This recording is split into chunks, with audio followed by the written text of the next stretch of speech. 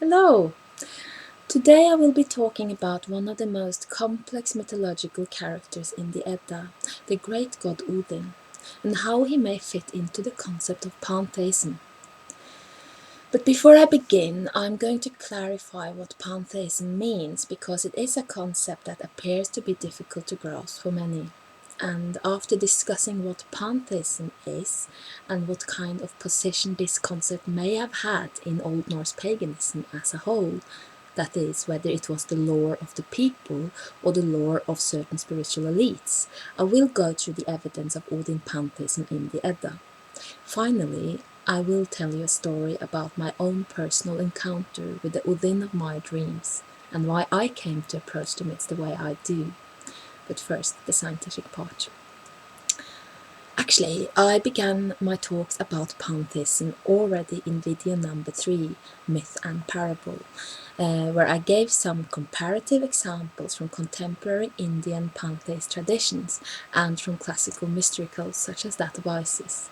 In video number 9 and 10, I explore the goddess pantheism found in Norse myths. These videos should probably have been called Pantheism number 1, the Great Goddess, and Pantheism number 2, the Universal Soul, but that didn't occur to me at the time. Only later did I return to the concept of pantheism, this time by focusing on the god Heimdallr in video number 25. Today, the time has come to study whether Odin could fit into a pantheist tradition, just as does Freya and Heimdallr. The moment I suggest that pantheism may be at the core of several pagan traditions, as well as the Hindu traditions, lots of people, except Hindus actually, go, no, they believed in many gods and goddesses. They were polytheists. They did not believe in one god. They were not monotheistic. So I say, of course they believed in many goddesses and gods. They were not monotheistic. Pantheism is not the same as monotheism. What is pantheism then?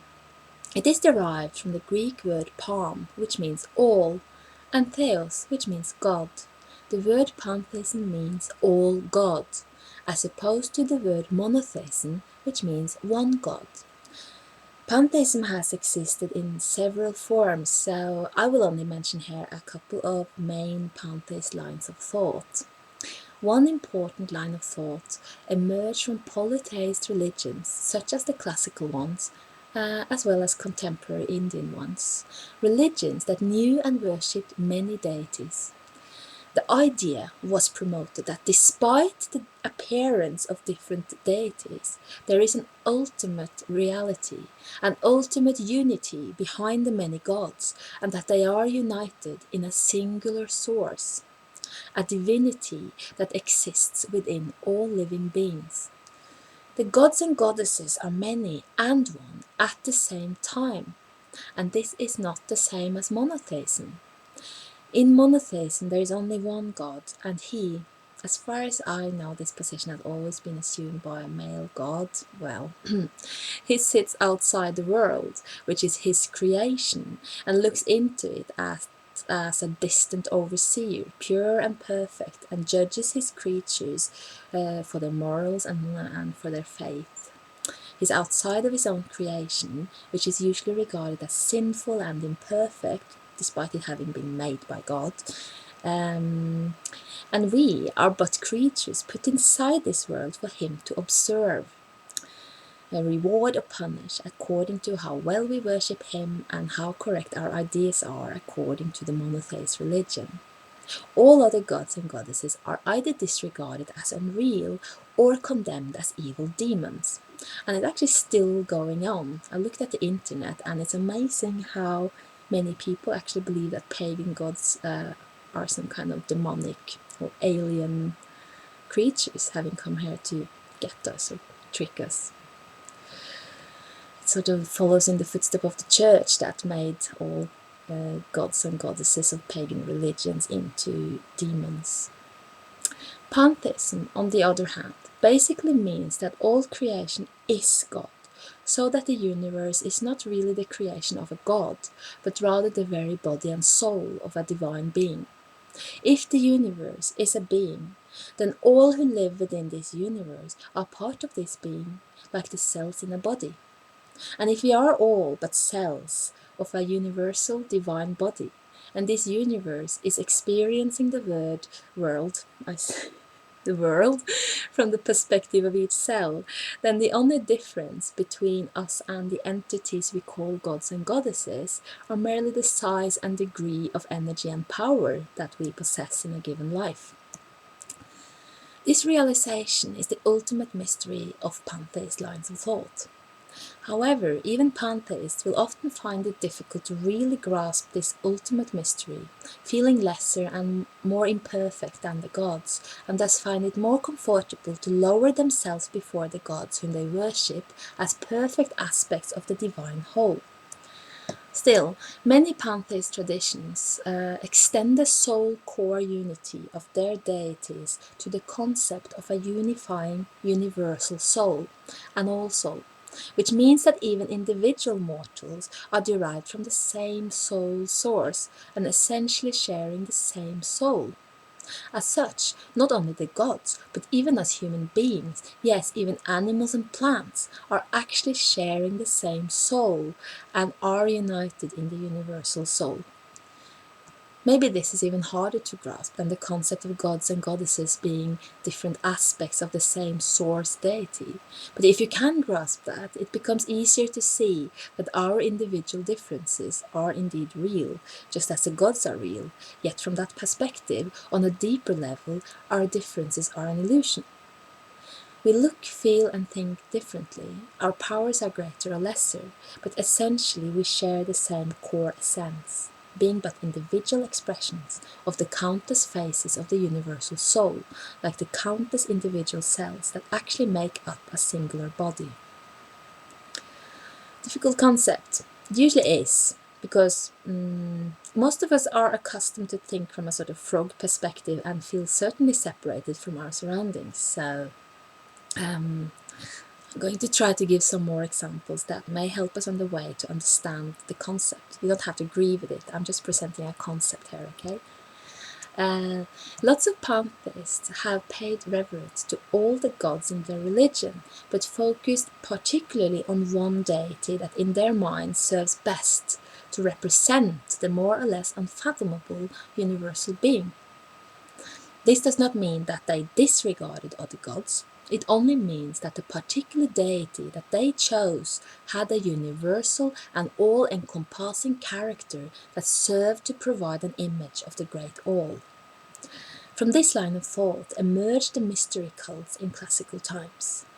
And more often than not, it was a goddess that assumed the role of the unifying character, because the goddesses were often less specialized and more flexible than the gods, and because goddesses are often associated with birth, nourishment and abundance, as well as with fate, fortune and death, qualities that sustain the universe on a basic level. And even more importantly, the great goddess of a mystery cult was also a goddess already associated with initiation and resurrection from the dead, which is why she was chosen as the ultimate image of the universal being within an initiation mystery context. And the importance of the great goddess in the cultures I have described here happened despite these cultures being otherwise rather patriarchal. So, people seem to have always perhaps felt the need to worship something higher than themselves. However, the ultimate conclusion of pantheism is that if all entities in the cosmos are but cells of the same universal body, then we are just as divine as the gods, sharing the same essence as them, although they might appear more wise, more ancient and more powerful. Some pantheist traditions have taken this knowledge all the way, when the concept of the immanent divinity in everything in the universe is truly grasped. The person who grasps it will usually leave all worship of gods completely, and rather focusing on integrating his or her own inner divinity, symbolically uniting his or her individual soul with a greater universal also. This person will either regard the gods as figments of the imagination, as symbols for cosmic energies, or he or she will regard them as real beings that possess great power and should be respected and perhaps prayed to for help and guidance, yet are ultimately no more or less divine than him or herself. When it comes down to the essentials, you could just worship a tree or some other entity as a symbol of the universal being, or you could just start to revere yourself and your own body-soul as a microcosmic image of the macrocosmos, containing exactly the same core energies. If you take another more secular approach, we may better begin to grasp the concept of the one and the many. If we look towards the science of cosmology and physics, we quickly realize that the most common understanding today is that the entire universe was birthed from an original source. And since I'm not a physicist, I will use very simple terms here, okay? Don't be too hard on me if you think it could have been explained better or in more scientific terms, okay? I'll just speak this from the most basic understanding I have, that ultimately we are all but energy at the core. Despite all our individual differences, despite the difference between various species of life, despite the apparent difference between us and, say, our planet, our moon, and our sun star, we and them are all made up of tiny particles that are, ultimately, on the most essential level, completely identical. The only thing that makes us all different are the way these particles create different configurations as they hook up with each other. And the configurations are different and change over time. They come into being and they dissolve in death, yet the energetic essence and the particles are eternal and all the same, like the one cell which at conception begins separating into many cells. All the countless different ways of building entities in nature and in the universe at large stem from a common origin and is built from the same building blocks. The Big Bang Theory is now the prevailing cosmological model of the early development of the universe. The major premise of the Big Bang Theory is that the universe once consisted of only one or two substances and existed in an extremely hot and dense state that expanded rapidly, creating a so-called Big Bang. This rapid expansion caused the young universe to cool and resulted in its present continuously expanding state. And this theory was first proposed by a scientist called Georges Lemaitre or something. My French is very bad, sorry. And anyway, although the theory has become known as the Big Bang Theory, he called his theory the hypothesis of the primeval atom. The early universe was a place of homogeneity from which it expanded into numerous configurations of atoms. It is easy to see that this scientific understanding is somewhat similar to the religious concepts of pantheism, although they're not religious. Indeed, today there is actually a line of thought called naturalistic pantheism or scientific pantheism, which describes the opinion of those who believe in no other eternal being than the universe itself. And you can look up on naturalistic pantheism in Wikipedia if you want more information. My point of saying this is to make it a little bit easier to grasp what the concept of pantheism might actually mean.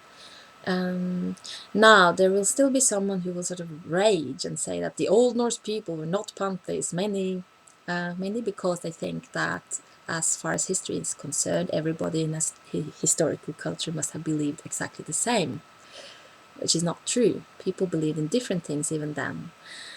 Also, this is what they have decided to believe a long time ago, and also they disagree with the idea. Maybe they just disagree, or maybe they find the idea frightening because it rocks their beliefs. So what should I answer to that? I will say this. We actually do not know what most people believed during pagan times in Northern Europe. The written evidence we're left with is actually rather scant and describes only what some people care to write down a few centuries after the conversion to Christianity. Many scholars actually doubt the value of these writings as source material to pagan beliefs, exactly because they were written down so late, and although paganism took a long time to die out completely, the understanding of pagan lore may have changed a lot during the centuries following the conversion.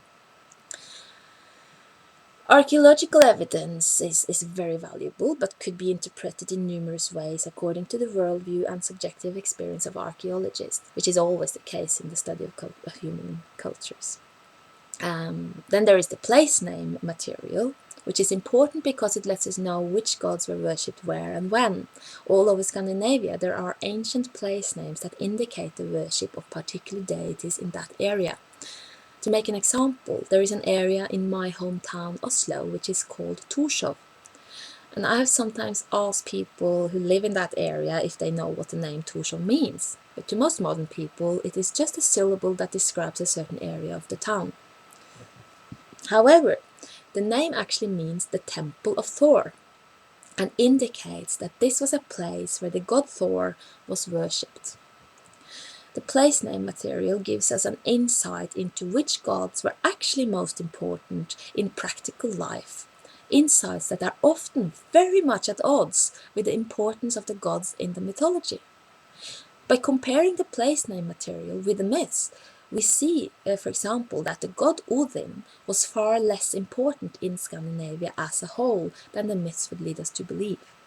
This does not mean that he was not important in some areas or to some clans or to some particular people who had reason to be devoted to these gods, such as to poets, who regarded him as the archetypal divine skald, the ultimate source of poetry itself.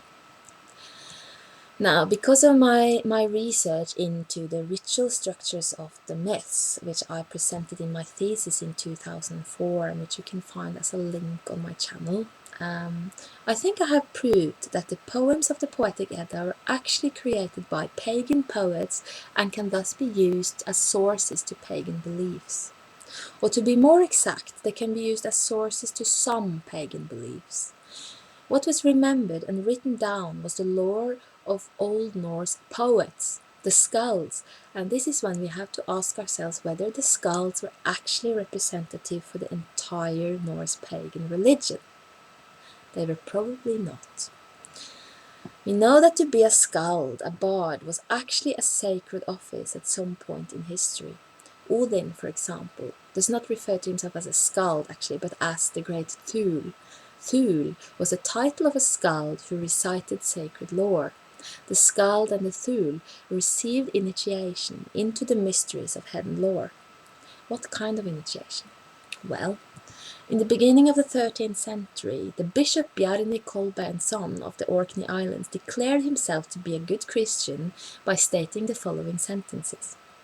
I never learned the art of poetry by the water source. I never sang spell songs. I never sat beneath hanged man. His denial of these pagan practices was necessary because people still believed that a religious leader such as the bishop must have gone through such procedures. His denial of having done so is a valuable source for us to know what pagan poets actually did when they learned the intricate art of poetry. Like Odin, they went to the water source, the well of origin, the well of memory, and the well of death, in order to complete their initiation. Like Odin, they sang spell songs, and like Odin, they sought wisdom from the dead by sitting beneath hanged men hanged in sacrifice to the god Odin. These were the people who created the poems we now know as the Edda poems, and the importance of Odin in the myths we know reflect the worldview of the skalds, of the poets. These are the people who are our sources to pagan myths. And I think it should be almost needless to say that not everybody received this kind of initiation. It was the initiation of the special people, the poets, the witches and the wizards, and, as we now know, the initiation of kings. These were the people who learned the deeper wisdom and more profound meanings of the myths, so that they could learn to sing the hidden wisdom into riddles that people could solve on various levels according to the depth or shallowness of their understanding. And the poets made these poetic riddles consciously, letting them always reveal at least 3 different layers of understanding at all times. So what we are left with is written material which reveals the insights of people who were initiated into pagan mysteries. Then they created the mythical poems. I have noticed that many people actually think that the myths are not stories made up by people. There are quite a few people, even today, who believe that these myths came into being by themselves and quite literally tell the real stories of real entities. And when I suggest otherwise, some of these people feel a bit provoked because they believe in the gods and the other powers. Or some don't believe in the gods really, but believe that the gods are sort of disguises for aliens or other kinds of evil forces. And well, I mean, you're welcome to have the worldview you want, but if you impose modern concepts of aliens, for example, onto the myths, you are actually completely missing out on the spiritual messages and the fact that all the mythical beings are metaphorical characters applied by human poets in order to convey a message, and the message is spiritual. If we want to truly understand the profound spirituality of our ancestors, we have to realize that Old Norse poetry is fiction, created by human poets, who may have believed in the old powers, yet whose sacred art of poetry it was to apply the supernatural beings of their culture as fictional characters in order to convey a spiritual and philosophical message that is far more profound than just a belief in particular deities. When pagan poets chose Heimdallr, or the great goddess, to represent the universe, or chose both to let them represent the male and female aspects of the universe, or chose, when they did this, they did not do so because they had monotheistic ideas of exactly this or that deity being the ultimate source of being. They chose these characters because these were the gods whose functions were most universal and least specialized. This use of particular deities to represent the universal being does not necessarily reflect their importance in any cult or region or time period.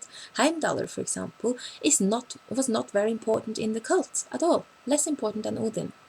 Yet he does represent the universe in the myths. So the use of a particular deity to represent sort of universal soul or spirit does not reflect the importance of that deity in the cult. It rather reflects the flexibility of their characters and the way they are described. Take Thor, for example.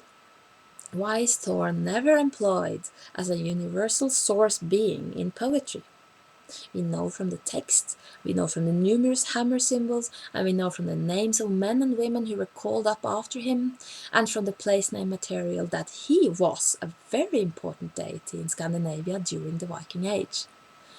The reason why he is never used by the poets is because he is too specialized and too set in his character. Only flexible and shape-changing characters who seem to meddle in all kinds of worlds and affairs could poetically serve to represent the entire universal body. Goddess pantheism is actually much more researched and easier to prove and detect than the pantheist male figures in Old Norse mythology. The reason for this is probably because it is so easy to prove time and time again that the female entities are all flexible and overlap each other in function, so that they could all easily represent the countless faces of a universal being. And the most flexible and omnipresent of them all is Freya, whose name is only a title even, which only indicates sovereignty. and she is also said to take countless shapes and names. So most scholars agree that she was the deity that was worshipped for 9 days by the foremost men in Sweden during this. Well, yes, she was worshipped by these by kings and leaders of the clans in the so-called Salin, which means the temple of the goddess, and it's a singular goddess that was worshipped there, only called the goddess, a name indicating that one particular goddess was worshipped at the annual parliament of the Swedes, which happened in conjunction with the Blot, the sacrifice to the goddesses in Uppsala. It is significant that she was just called the goddess, despite the fact that she was worshipped in conjunction with all the goddesses. This indicates that as far as goddesses were concerned, people certainly did have pantheist concepts of the one and the many, because it was present in a public cult. So, when I talk about goddess pantheism, does that exclude god pantheism? Of course not. The whole point of pantheism is that there is a unifying core to all gods and goddesses, indeed to all existence, so that the focus on a particular deity is only skin deep. However, the Norse myths show clearly a focus on the balance and complementary qualities of the two genders. We should always bear in mind that the poets who made up the myths applied metaphors to everything, and that even gender is a metaphor. The metaphor of gender reflects the Old Norse society's views on male and female qualities being different but equally important, making up a whole. It also reflects the Old Norse gender roles, where the males represented their clan to the outside world, while the women ruled the inner spheres. In the same way, gender in Old Norse poetry will only be understood if you realize that a female character always represents that which is usually hidden and guarded, that which is at the inner core, that which awaits and is sought. The male character will represent that which is seen, that which guards and protects, that which challenges the intruder, and that which seeks. A perfect image of this is found in the match between Odin and Frigg. Frigg is a being who knows all fate, yet reveals nothing of her knowledge. It is no coincidence that she is matched in marriage with Odin, who is the being who seeks to know all fate. As such, they constitute the two sides of the same coin, the seeker and the sought, the learner of knowledge and the inherent yet silent knowledge. The one is nothing without the other, and as it is stated in the Raven charm of Odin, the honor of the high seat belongs to both. In the poem Grimnismal, we learn that Odin and Frigg, with her name Saga, which means the story and corresponds to the poetry meaning of his name, while they sit together within the sunken river of existence and drink the mead of knowledge together. So if we take seriously the fact that male and female forces are matched and balance each other in Norse myths, then the concept of a universal being should also reveal a similar gender balance, where the male face of the great all represents the masculine qualities and the female face of the great all represents the feminine qualities that together make up the whole of the universe. I have already mentioned one male character which serves to describe the unified cosmos, Heimdallr. Heimdallr, who basically is the world itself, hearing all and seeing all, and is thus a perfect candidate to represent the universal being in poetry, because he shows up in many giant bodies and in the world tree itself. Odin, as we shall see, is equally representative, especially when it comes to a particular type of universal energy, the quest for expanding one's knowledge, a quality that lies at the core of life itself. As I've already argued in several videos, there is a strong evidence of pantheist concepts in the Edda lore, and this proves, in my opinion, that the concept of pantheism existed within the Old Norse religion. However, we have no way of knowing to what extent people who were not initiated had any understanding whatsoever of this concept. It is completely possible that the average Norse man and woman had very little understanding of of pantheist concepts, and that this was an understanding held only by the few, the cultural, religious, and spiritual and political leaders.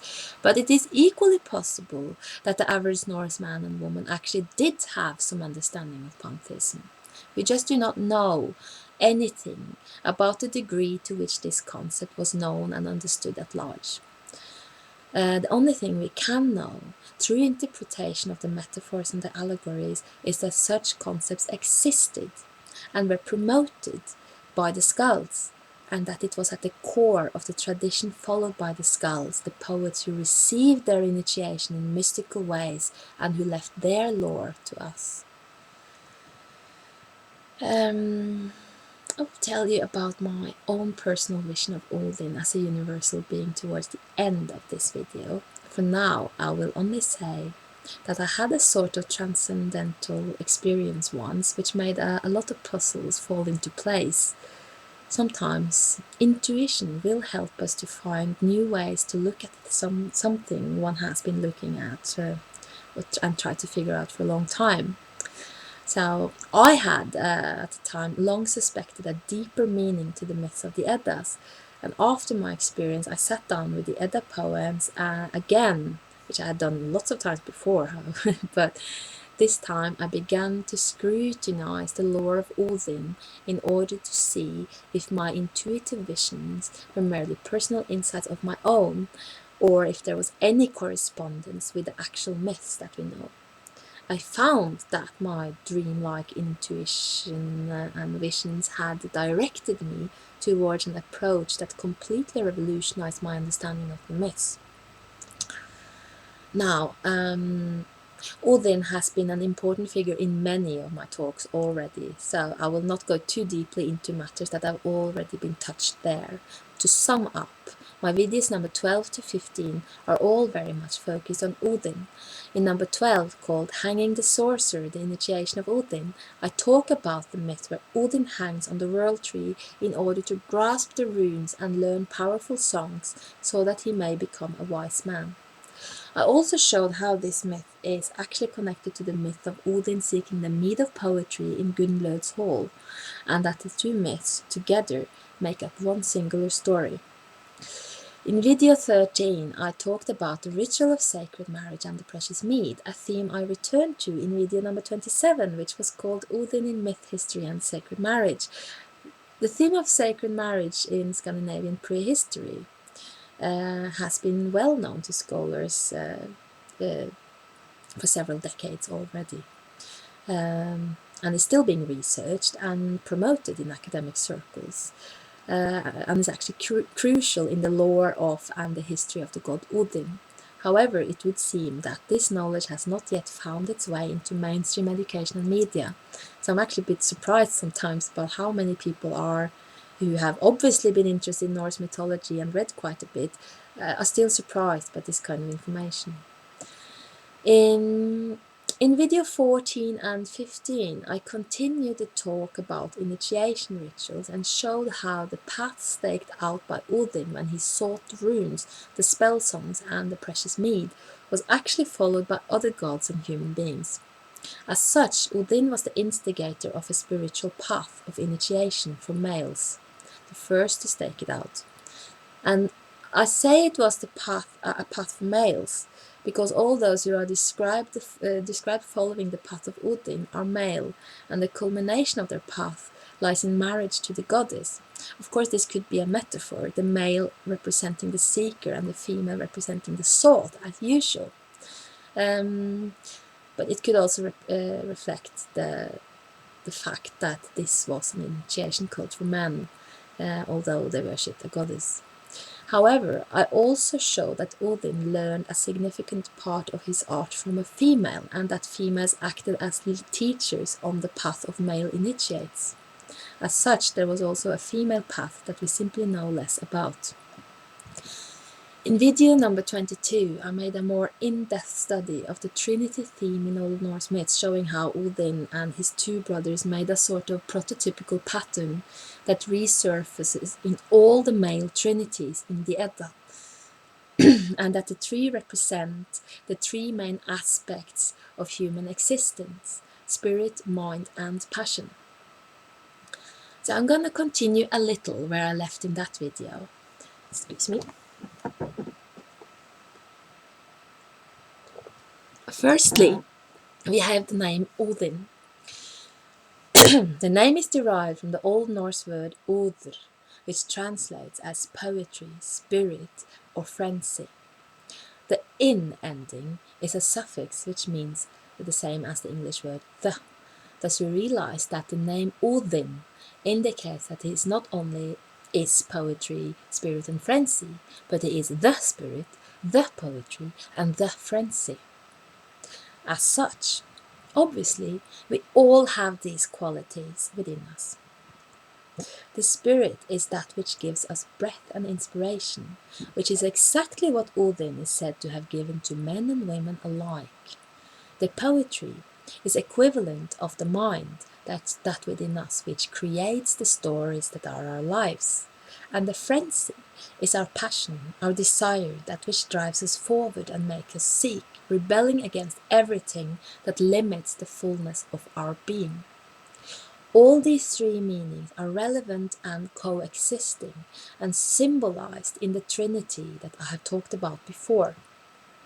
So I will not begin to explain the Trinity issue again, so I highly recommend that you watch my video number 22 for a better understanding of what this means. Only if you have watched that one and perhaps the videos about Thor will you understand what I mean when I say that the Trinity formula of the myths indicate that the Old Norse poets who left us their lore, not necessarily the lore of everyone, but certainly the lore of the initiated, believed that other gods such as Thor and Freyr actually represented one of these three aspects of Odin. Thor the poetry, the thinking mind, and Freyr the passion, the desire to experience.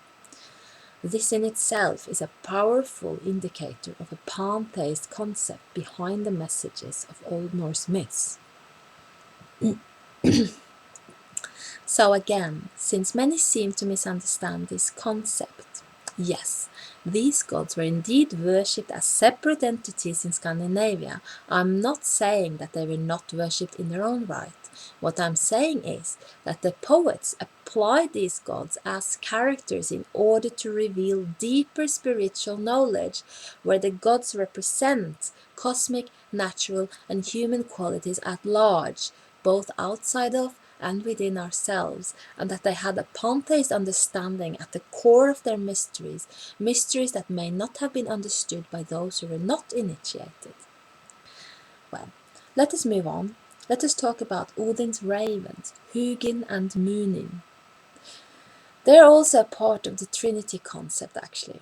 In the center stands the spirit, the inspiration and the breath giver, Odin himself. On either side of him sits the two ravens. I remember reading someone claiming that the ravens of Odin were a sort of patriarchal adaptation of the earlier goddess of ravens in Western European myths, and that is certainly possible. But to stop at that is to not understand the meaning of the ravens within the Old Norse mythology. You see, no matter how much the Norse myths may have changed and adapted and borrowed from other mythologies, the way they are presented to us reveals that they are a complete and whole system of beliefs in their own right, and the ravens as part of the Trinity concept actually have a meaning of their own. The in endings in the names of the ravens, Hugin and Munin, mean the same as the in ending in the name Odin. That leaves us with the words Hugr and Munr. The word Hugr can be translated as desire, as love, thought, soul, or intent. The best translation, in my opinion, is intent, since the Hugr is basically something that intends and wants something in the Norse language. A strong-willed person would be praised for having a strong Hugr. A cold-hearted person would be scorned for having a hard Hugr. The reason it could be translated as desire, love and thought is because these qualities are all about intending and wanting. Thus the raven called Hugin is actually the intent as such. It corresponds with the frenzy and the passion in the name Odin. and the will meaning of the name Vili, Odin's brother. The raven moonin is derived from the word munr, which means memory. So the raven moonin is the memory. This corresponds to the mind, and thus to poetry. What we are seeing in the trinity of Odin and his two ravens is that we have to do not only with spirit, intent and memory, but with the spirit, the intent and the memory as such. And I think we can all agree that we all have spirit, intent and memory within ourselves. They are qualities that exist at large, present within all humans, and some will agree within all living beings.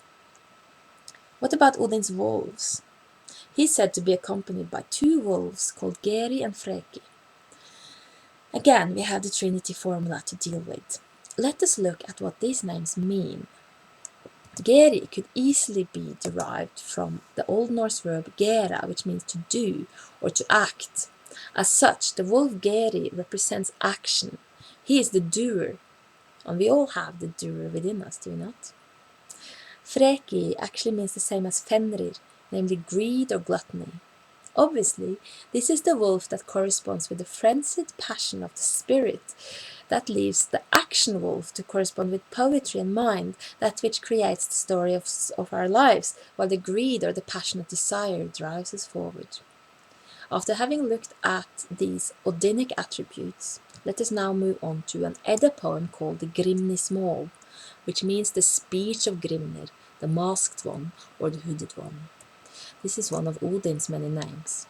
In this poem, we learn that Odin visits the halls of his ward Geirröðr, whose name means red spear, in order to find out whether this red spear really is as inhospitable and stingy as his wife Frigg claims.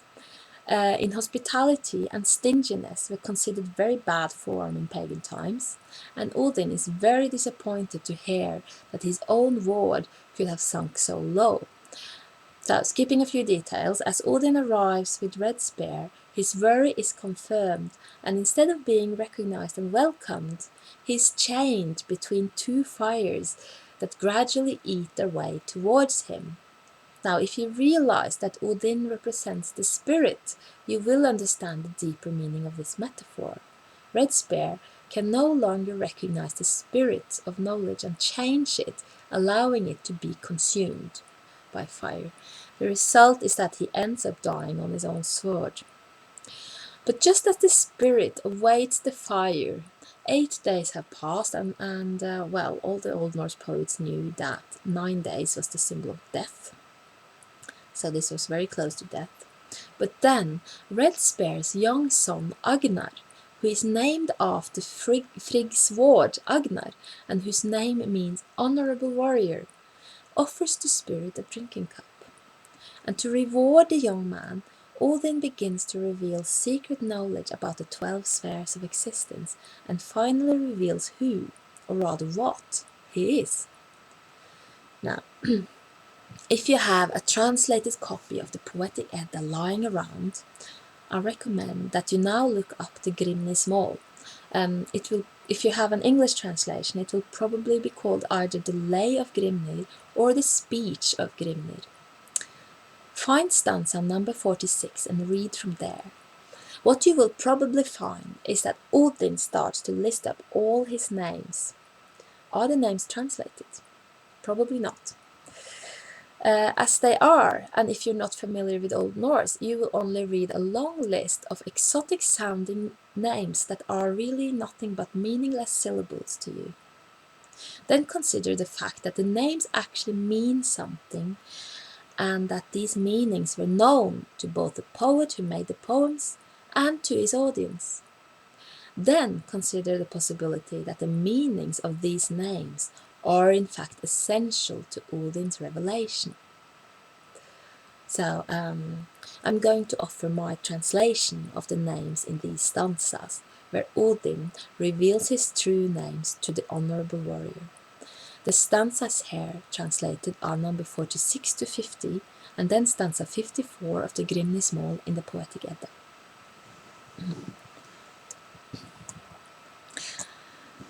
Just a moment. encounter is good.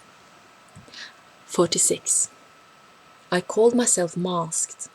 I called myself wandering learning, the ruler, the helmet carrier, beloved and third, thin mist and wave, deathblinder and high.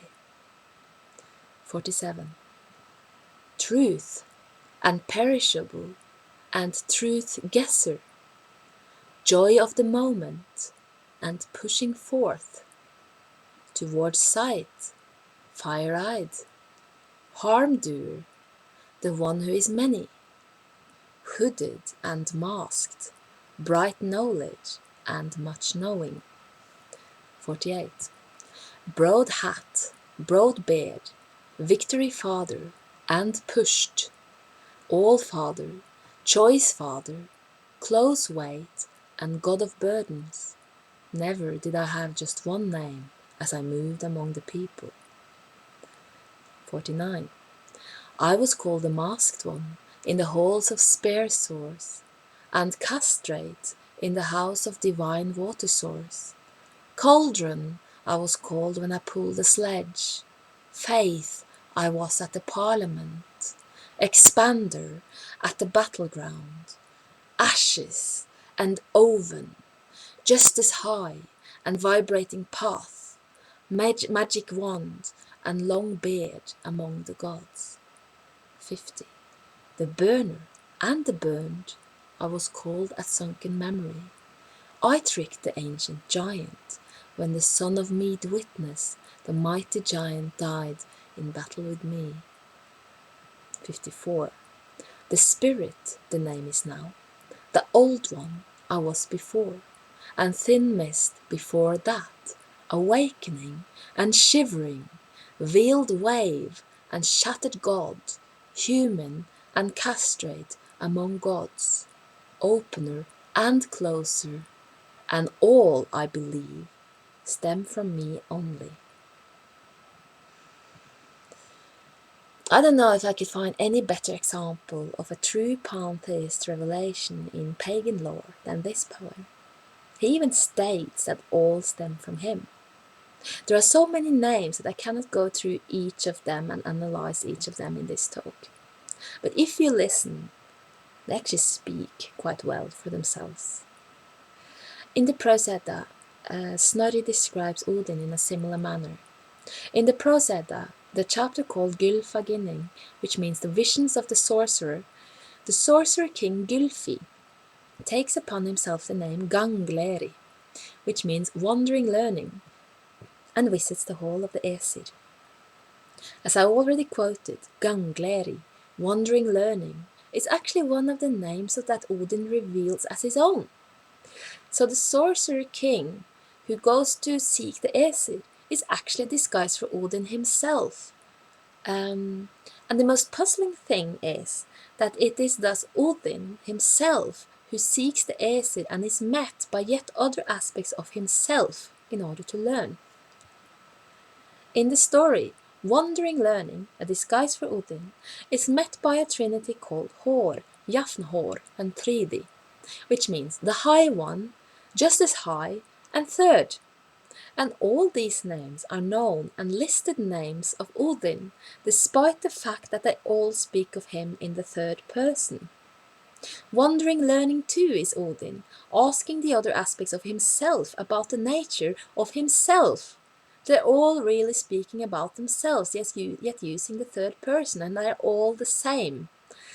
This, my friends, can only be truly understood if we perceive the myths as a parable about the nature of the universal spirit, a moving learner who seeks knowledge about itself, who continuously asks questions and answers them from another point of view, yet which is also itself. And a universal spirit appearing in countless guises who all relate to each other as if they were separate entities, yet are all the same ultimate being.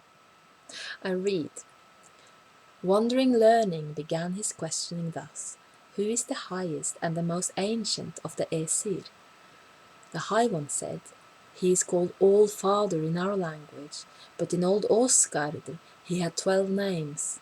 One is All-Father, the second Ruler, the third Pusher, the fourth Pushed, the fifth One who is Many, the sixth Ashes, the seventh Oven, the eighth Shivering Path, the ninth Burner, the 10th Burned, the 11th Expander, the 12th Castrate. Then Wandering Learning asked, "Where is this God? What power has he, and what great works has he performed?" And the High One said, "He lives through all ages and rules his entire kingdom and governs all things great and small." Then spoke Wandering Learning, "What was he doing before heaven and earth were made?" And the High One replied, "Then he was among the frost giants." The stanzas quoted from the Grimnismal, as well as the prose Edda passage above, quoted from Snorri, not only state that Odin seeks knowledge from himself in different guises, and that he has many names and shapes. The meanings of these names show him as a universal character. He is the burner and the burned. He is the opener and the closer. He is the pusher and the pushed. He is the ashes and the oven. He is both parts of an interaction, the giver and the receiver, that which causes and that which is caused. He is all-encompassing. But we also learn something of his origin. He is poetry, spirit and frenzy now, as Odin, but before that he was the Old One, and before that he was thin mist. What of this thin mist? And what of the awakening and the shivering? What is the divine water source where he was castrated, and why is he the cauldron when he pulled sledge? What is this sledge even? To understand the meaning of these names, we have to look into the myths of creation. The thin mist of his name, Thund, refers to the thin mist that exists in the world of the dead, the Niflheimer, which means misty world. When he says that he was thin mist in the beginning, before he became Odin, and also revealing that he was among the frost giants, he is referring to the time of origin before actual creation, when Niflheimer, the icy world of the dead, was the only cosmic sphere that existed next to the fiery heat of Muspelheimer. We know that the myths relate how the present universe was preceded by 9 previous worlds, its mothers. Thus the presence of the realm of the dead at the beginning of the universe strongly suggests that these previous worlds had left their remnants in the ice of Niflheimer, which means the misty world.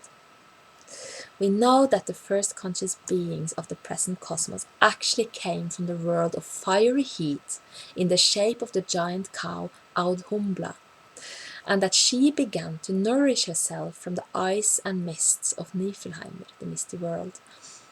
As she nourished herself from the icy remnants of dead worlds, like the eternal goddess of the dead who receives and consumes the souls of the dead, she also created life at the same time. Because as she fed on the mists of dead worlds, she also fed the world giant, the cosmic sound, so that it expanded with her streams of milk.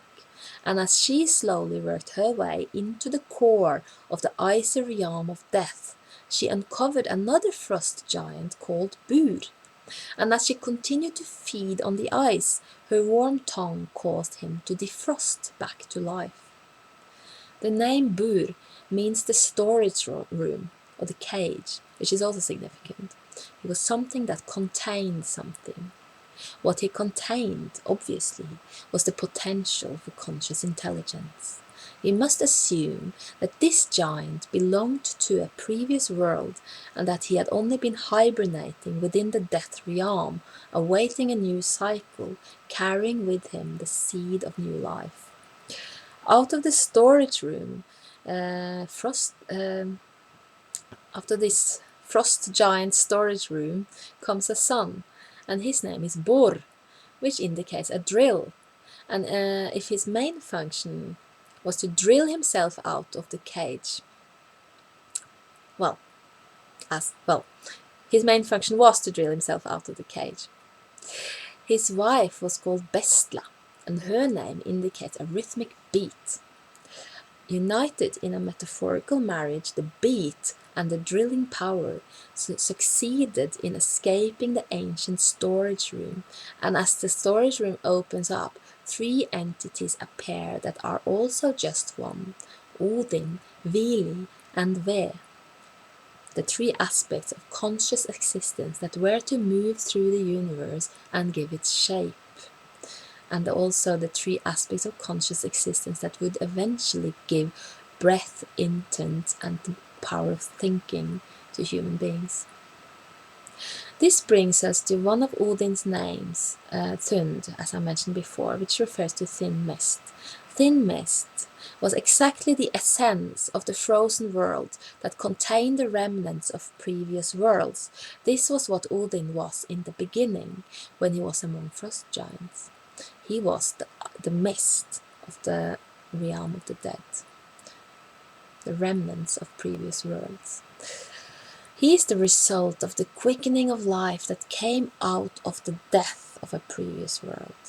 So my guess is that thin mist refers to the thin mists of the underworld, the mist of the souls that were frozen before life could start afresh. It refers both to his being the original creature of the world, the first self-conscious entity that was created from the icy mist, and it refers to him being intimately connected with the souls that are recycled through this realm time and time again. And this also explains the possible essential meaning of the name awakened. The importance of his vibrations in creating the early universe may account for why Odin was also called the Shivering and the Shivering Path. Well, as the Aesir awoke into consciousness after eons of hibernation, they observed the state of the early universe, the present universe, as it is described in the Völuspá. The sun knows not where she has her halls, which I think must be the planets. Earth is a barren rock, the moon knows nothing of his powers, and the stars know no constellations. But when the three gods of conscious energies lift up the lands, or as Snorri described it, killed the primeval sound and parted it into numerous tunes, then the stars found their places in heaven. The sun goddess threw her right hand around the horses of heaven, the planets, I think, and began to shine her elfin rays upon the earth goddess so that she bloomed with life, and the moon god, we must assume, learned of his power. The three primeval original Aesir, representing the three aspects of conscious learning energy, could now begin to play with their golden checkers, only to soon learn that fate rules everything and demands responsibility. Another of Odin's name is the Shivering Path, and that brings me again back to the parting of one original sound into numerous tunes, or sound vibrations. Vibrations which could easily be called the Shivering Path. Yes.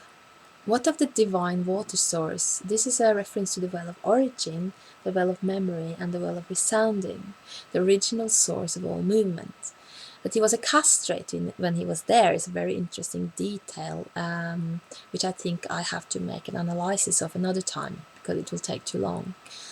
But that he was the cauldron when he pulled the sledge would refer to the cauldron that can contain all the so-called water of the divine water source.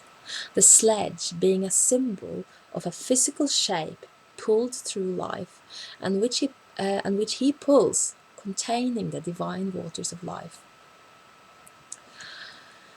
In a poem of the elder Edda called Grimnismal, the Song of the Ruler, Odin appears standing on a rock in the midst of a stormy ocean. When the hero sees the god, he asks who he is, and the god answers, "I was the pusher when the intent once got corpses to eat. Now you can call this man from the mountains the one who receives, or the one who is many, and I want to travel with you." As soon as the hero lets the god of spirit enter his ship, which is a metaphor for life itself, As it floats through existence, storms are stilled and wise counsel is given. It is not hard to see that Odin represents the spirit of knowledge and wisdom in such a story, and that it has to be invited aboard your ship of life. The name which indicates that he is the one who receives probably refers to his receiving the dead. So we usually tend to think about him as the receiver of the dead in Valhall, where he sort of cooperates with Freya and the Valkyrie in the reception of the chosen dead. But on a greater scale, we may have to think further and wonder why Odin also wears an eagle hide on certain occasions. If you saw my previous video, you will know that the eagle represents both the recipient of the awareness of the dead and the creator of cosmic movement. Another very good name is Fjölnir. It was mentioned here in the Grimnismal and also in the Grimnismal before. Fjölnir, which is derived from fjöl, which well, the word fjöl means many. However, the form of the name Fjölnir is singular, indicating one. The name must be translated as the one many, or referring to him being one and many at the same time. So, when we look back at the stanzas I referred to earlier, we should by now begin to accept that only pantheism could be behind such a revelation. Odin is the thin mist at the beginning of time, the shivering paths of all creation. As the spirit that seeks knowledge in all kinds of situations, in all kinds of worlds, he becomes both the actor and the acted. He's the burner, but he's also the burned. He's the pusher, but he's also the pushed. He makes it perfectly clear that he's a different kind of being in different kinds of worlds, and that he plays all the acts of the story that is life. I will just end this talk with one more stanza from an Edda poem, the stanza 142 of the Håvamål, the speech of the High One. And just for the sake of those of you who like to hear it in the original language, I will read this one first in Old Norse and then in English translation. This is where Odin reveals his different aspects in different cosmic spheres of existence.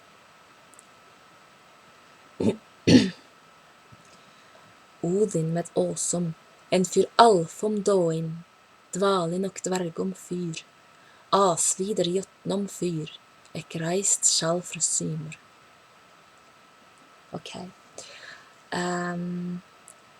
The translation is spirit with the Æsir, dying one for the elves, hibernation for the dwarves, divine tree for the giants.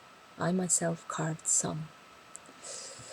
In order to truly understand these lines, we have to understand what the Æsir, the elves, the dwarves and the giants actually represent, because what is being said here is that Odin is different things in different worlds.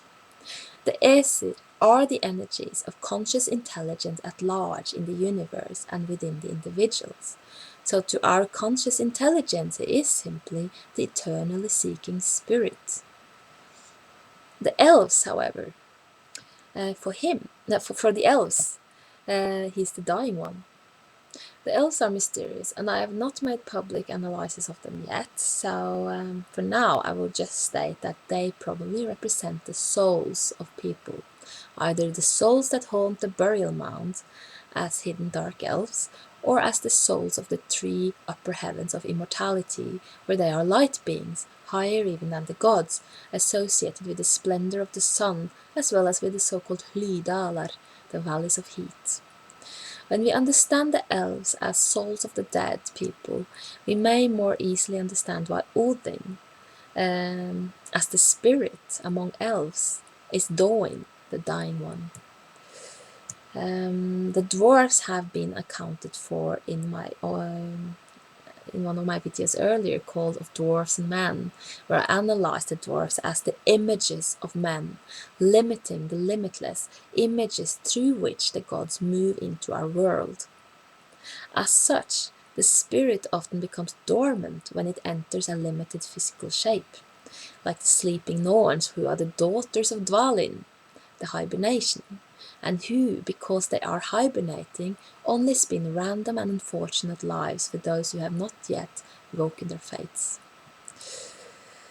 As for the giants, they are mainly huge cosmic entities of Utgarder, the outer world, which may very well refer to outer space. From their perspective, Odin is the divine tree, the world tree itself, which is also called Yggdrasil, the steed of the Old One, the steed of Odin. The world tree is the cosmos itself, through which the spirit moves on his endless search for ever-expanding knowledge. As I have shown here, there is plenty of evidence that Odin, as well as Heimdallr and the great gods, are poetical characters that serve to reveal a pantheist core in Old Norse beliefs. Lots of people find it confusing that either of these different characters could in different ways represent a unifying and universal core. In order to understand this, it is essential that you leave the old stereotypical preconceptions of separation between the mythical entities, that you leave all your worries about which god was more or less important, and begin to read the myths as they were made, as metaphors. The poets who created the myths as we know them were taught to reveal deep spiritual meanings through metaphors, or as Snorri put it, they were taught to understand that which was subtly sung and hidden in words. What is revealed in the Edda is a spiritual path where the illusions of the gods are destroyed to reveal an even greater reality behind them. The Edda poems may not be representative of the lost common folk beliefs in pagan times. We don't know to which extent they were representative of the people of pagan times, but they certainly represent an ancient lore of spiritual and metaphysical mysteries, and outright philosophy that in certain aspects is even sometimes close to what we today know as science. Well, I reached the end of this talk, and now is the time to tell a good story. Whether you believe the story is real or not is entirely up to you. It felt very real to me, and it helped me, more importantly, whether it's real or not, it helped me to look differently at the myths at a time when I felt stuck. This is my own story of Odin, the choice father. Around the age of 14, I began to see a man in my dreams, and often in the stays just before sleeping or waking. And I called him the Shadow Man or the Wolf Man. And the only thing I remember is how he looked and what he made me feel. His appearance was very clear to me. He was extremely tall and athletic, with strong broad shoulders, and he had a rather long and narrow face with very marked cheekbones. His nose was quite long and a little hooked. His hair was dark and flowed freely down to his hips. He wore a leather tunic and trousers, and above the tunic was a silver chainmail, and around his shoulders was a wolfskin fur, and he had a kind of moustache that was braided. Well, he looked like a barbarian warrior from very ancient times, and he also had a kind of scar where his left eye should be.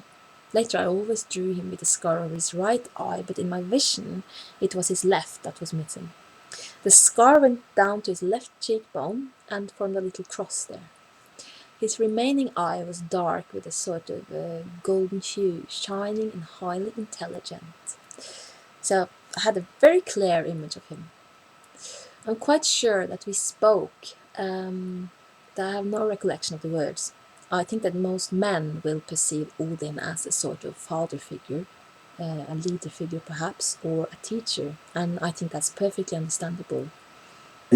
However, I'm not a man, and the Shadow Man was certainly not a father figure for me, or a leader figure for that matter. A teacher, yes.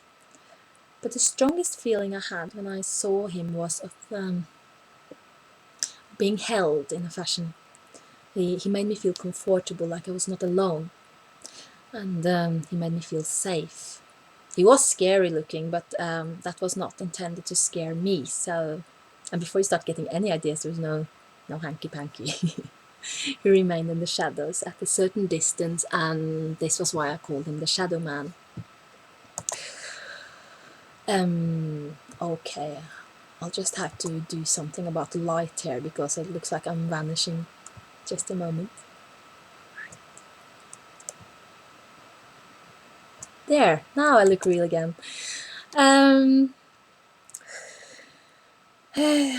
anyway, where was I? Anyway, he came for a while and then he disappeared for a long time from my dream states, and he returned one early morning when I was 15 after I had had a series of dreams where I met several mythological characters. Even Jesus was there. Yeah, I made a video about that on my Wake the Priestess channel. Anyway, when I thought that I had woken up, the wolf man was sitting in the shadows again, watching me with a sort of sly smile on his face, and I asked for the first time, as I recollected, "Who are you?" And he replied, "I'm the watchman," or the guardian, something. I'm only translating the name from Norwegian, and it could mean either, but anyway, I went, "Oh, so are you going to watch over me? Are you going to protect me?"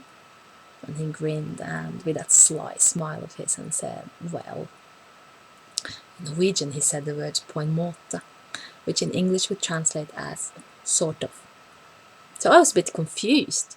When he said that he was the watchman, it resonated with me because he made me feel watched over. But when he said that he was only going to sort of protect me, I began to wonder what kind of guardian he could be.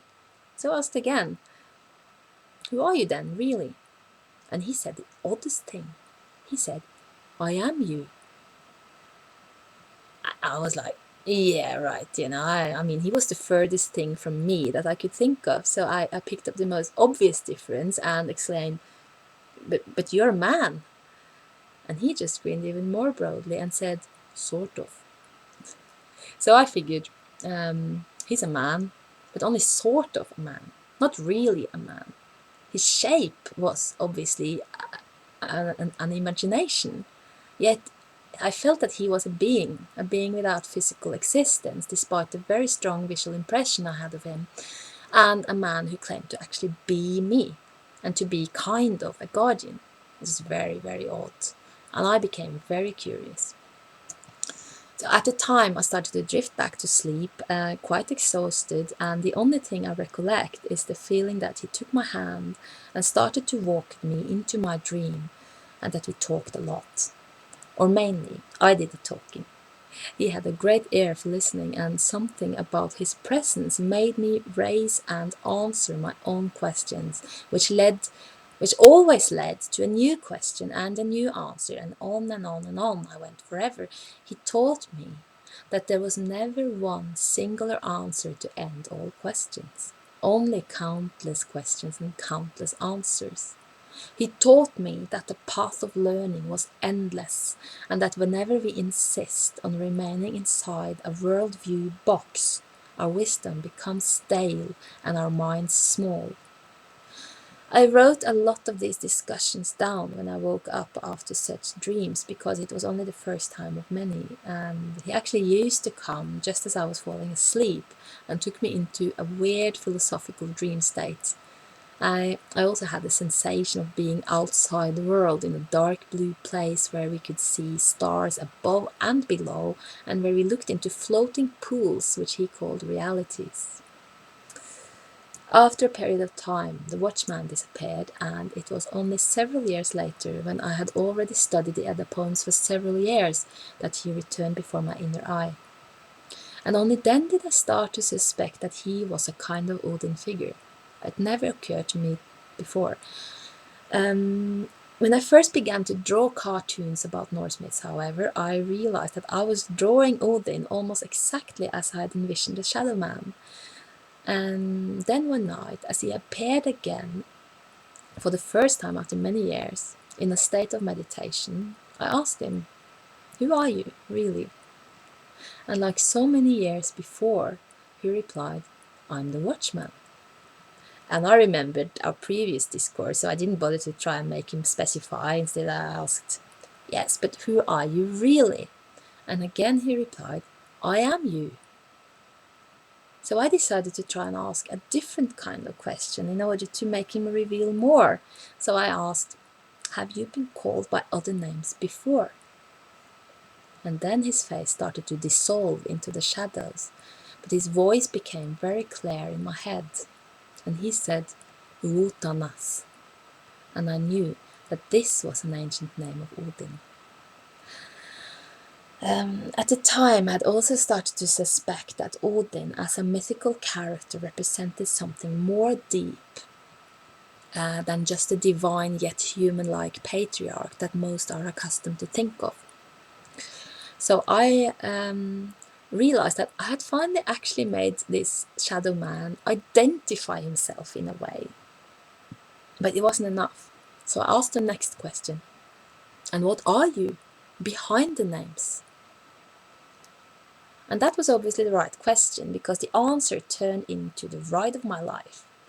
It actually turned into a horse, a black horse with burning coal eyes, and he was exactly like a horse I'd used to dream of and imagine when I was a child.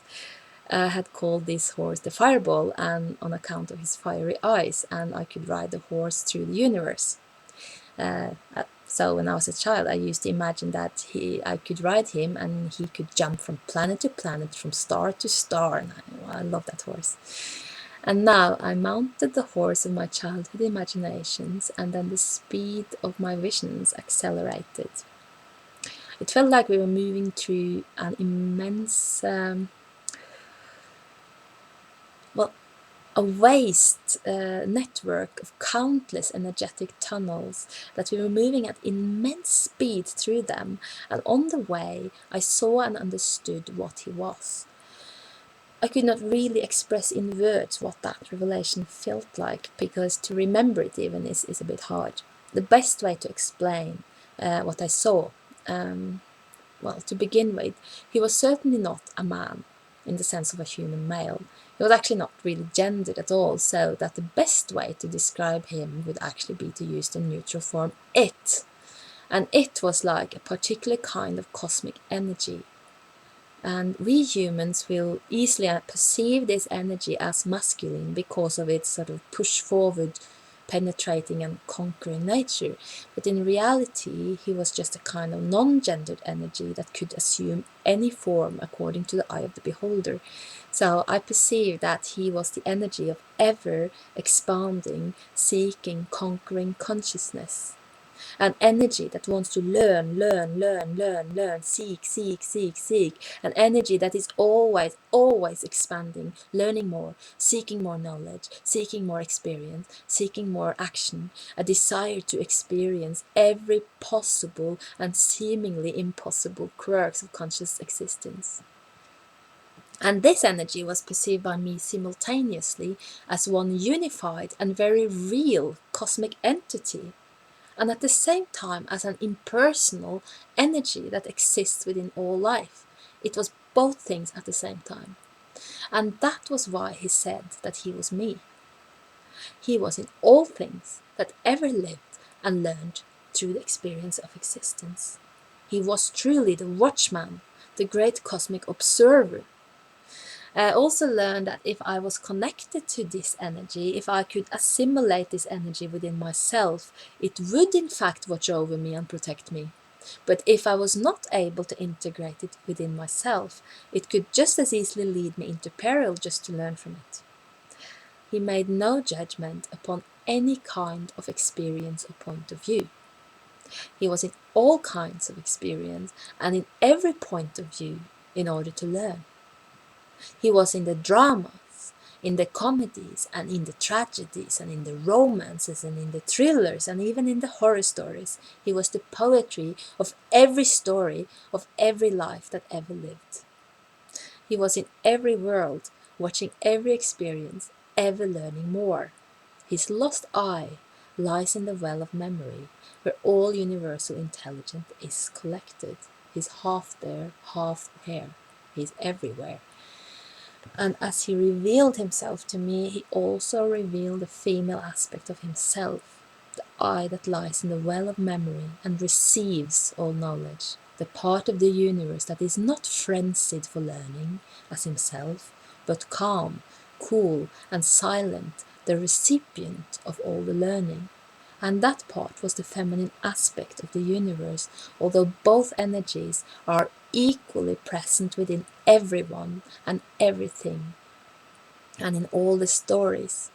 What I perceived as male and female aspects of a universal divinity represented the seeker of knowledge and the recipient of knowledge, two aspects of the same coin. There was no real separation between them, and absolutely no conflict. Just the two complementary qualities that make up together the whole of universal consciousness. This was my vision. Now, just because a person has a vision that seems full of deep spiritual insights, this does not mean that one has become enlightened overnight. As I was to learn, the hard way, I have to admit, such visions usually serve only to help and offer guidance on the incredibly long journey towards actually integrating the insights of the vision in your life as a whole being and at every level. To see visions is easy, but to integrate them into your life at every level is a time-consuming path that actually requires a lifetime of dedication and unwavering intent.